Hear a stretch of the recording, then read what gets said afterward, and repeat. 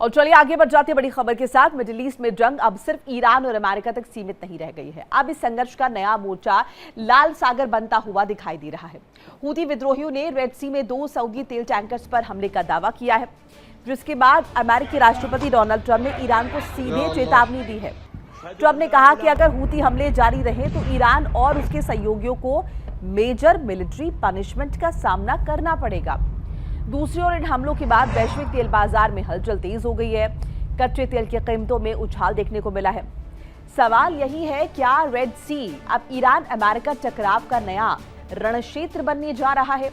क्या इस मोर्चे पर बढ़ता तनाव दुनिया की इकोनॉमी पर भी भारी इंपैक्ट डालेगा?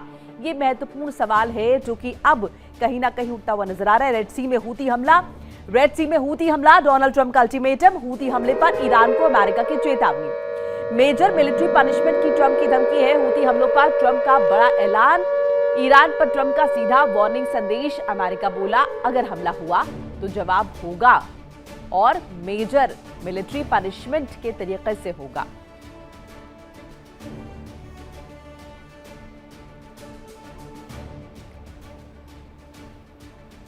और इसी पर ज्यादा डिस्कशन के लिए खास मेहमान जुड़ चुके हैं। करके तारुफ करा देती हूँ। Group captain UK Devnath, retired रक्षा विशेषज्ञ, डॉक्टर अजिताभ सिंह, विदेश मामलों के जानकार, मनोज कुमार, भू राजनीति विश्लेषक। आप तीनों का बहुत बहुत स्वागत है। शुरुआत देवनाथ जी आपसे कर लेते हैं। अब ये जो नया मोर्चा कहिए या फिर कहिए ये जो नया संकट है, इसे किस तरीके से देखें? क्या इससे अब ये समझे कि मिडिल ईस्ट से अटेंशन जो है वो रेड सी की तरफ चला गया है, या फिर ये माने कि अब ये विस्तार हो गया है और ये अब जो है एस्केलेशन हम मिडिल ईस्ट में के साथ साथ रेड सी की तरफ भी देखेंगे? हाँ मोनिका, देखो पर्शियन गल्फ में जो रहा है वो तो मुख्य मेन स्टेज रहेगा। गल्फ कंट्रीज पे जो ईरान हमले करता है वो मेन मुख्य एरेना रहेगा युद्ध का। अभी जो लाल सागर की बात हो रही है,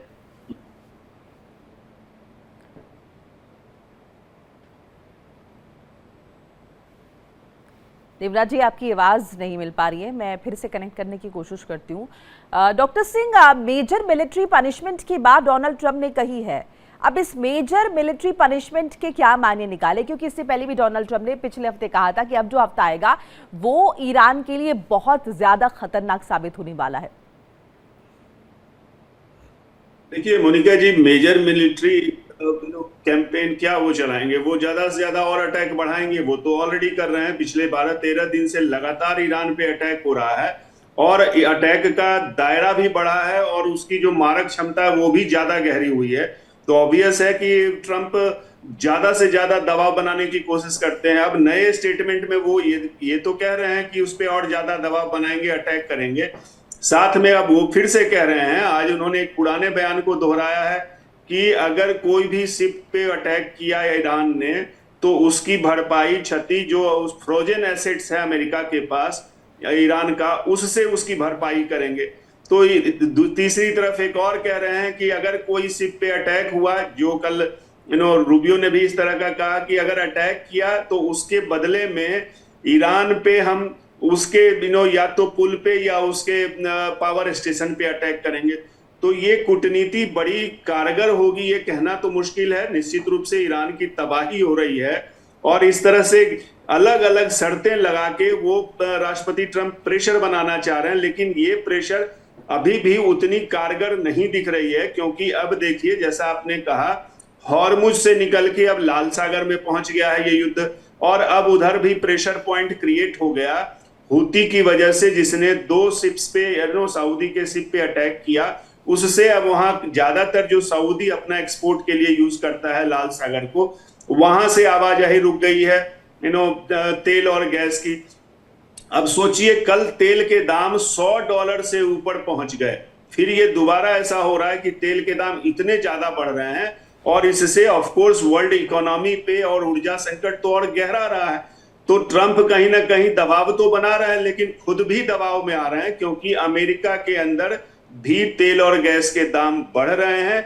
दूसरी तरफ जो ये बॉडी बैग्स भी आने शुरू हो गए, उससे भी राष्ट्रपति ट्रंप पे बहुत ज्यादा प्रेशर है।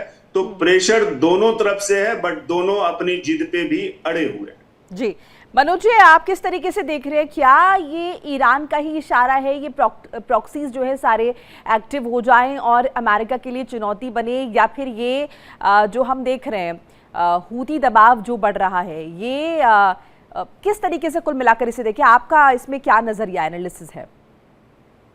सही बात है। अब धीरे धीरे ऐसा लग रहा है कि ये युद्ध जो है अब स्प्रेड हो रहा है, बढ़ रहा है। और जिस तरह से ईरान का ऑलवेज रहा है कि जो भी उनके प्रॉक्सीज है उनको असिस्टेंट देते रहा है और डायरेक्शन भी देते रहा है, उसी अंदाज में हम लोग कह सकते हैं कि आज जो हुतीज जो है वो भी अपना शुरू कर दिया है। और ख़ास करके वो सऊदी अरब पे के शिप पे जो हमला हुआ, इससे अब लग रहा है कि वो धीरे धीरे अब एक्सपैंड ही होगा। और चूँकि जब तक हुतीज से बातचीत नहीं होगी तो फिर समझौता कैसे होगा। रेड सी एक ऐसा अब युद्ध का अखाड़ा होने वाला है। ऐसा लग रहा है कि जिस तरह से ईरान पे भी जो है अब अमेरिका का रुख जो है वो टाइट ही रहा है। वो भी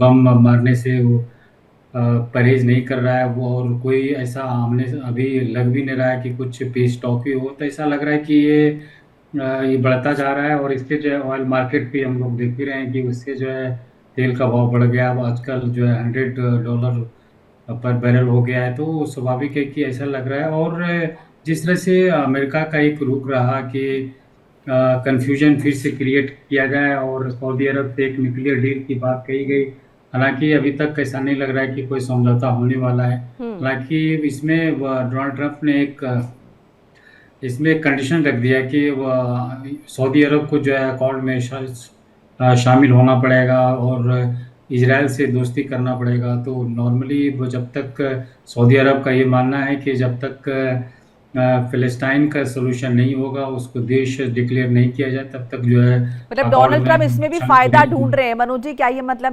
निकाले इसमें भी डोनाल्ड ट्रंप को लग रहा है कि हम अपनी शर्तें इंप्लीमेंट कर लें और मन वाले सामने वाले से एक जरा अपडेट साझा कर ले। सऊदी पर जो हमला हुआ है उसे लेकर डोनाल्ड ट्रंप का स्टेटमेंट, डोनाल्ड ट्रंप का बयान, हमले के लिए ईरान ही हूती जिम्मेदार। डोनाल्ड ट्रंप ने कहा है हूती ईरान की प्रॉक्सी है, मैं इनसे निराश हूं, ईरान हूती विद्रोहियों को बड़ी सजा दी जाएगी, ये डोनाल्ड ट्रंप की तरफ से कहा गया है। अब वो पोस्ट भी आपको दिखा रहे हैं जिसमें उन्होंने जिक्र किया इस अटैक का। देवनाथ जी, ये कहा डोनाल्ड ट्रंप ने कि हूती ईरान की प्रॉक्सी है, मैं इनसे निराश हूं। साथ साथ ये भी कहा है कि ईरान नहीं जिम्मेदार है, हूती जिम्मेदार है। अब जब वो इतना क्लैरिफाई कर रहे हैं ईरान जिम्मेदार नहीं है, हूती जिम्मेदार है, फिर उसके बाद वो कह रहे हैं कि सजा ईरान को दी जाएगी, ईरान जो है वो कंट्रोल करे। मोनिका जी, हूती ईरान के ऊपर निर्भर करते हैं अपनी सारी सपोर्ट के लिए। फाइनेंशियल, एडमिनिस्ट्रेटिव, हथियार की सप्लाई, सबसे बड़ी बात है पॉलिटिकल सपोर्ट। जो सना है वहां पर जो हूती का पकड़ है वो दिनों दिन ज्यादा मजबूत होता जा रहा है।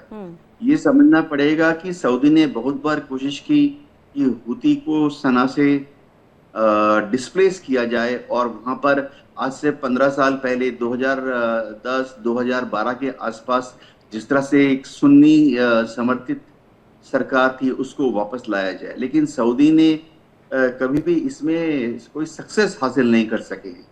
अब जो हूती ने कहा है कि वो लाल सागर में सऊदी की शिप्स को रोकेंगे और दिखा भी रहे हैं कि कोई शिप अगर भविष्य में सऊदी की तरफ जाएगा और या सऊदी से आ रहा होगा उसको इंटरडिक्ट करेंगे, तो हूती को कौन सजा देगा? इजराइल ने और अमेरिका ने पिछले 2 साल में हूती के ऊपर कम से कम 5 बड़े बड़े हमले किए हैं। हवाई हमले किए हैं। इन हवाई हमले से अभी ये जो फ्रेश अटैक्स हुए हैं, ये अटैक्स जो हैं ये ईरान के कहने पर हुए क्या? ईरान द्वारा ये कहा गया है कि वहां से भी दबाव जो है बनाया जाए? मोनिका जी देखिए, हूती जो भी कार्रवाई करेंगे वो ईरान से ही हुक्म आएगा।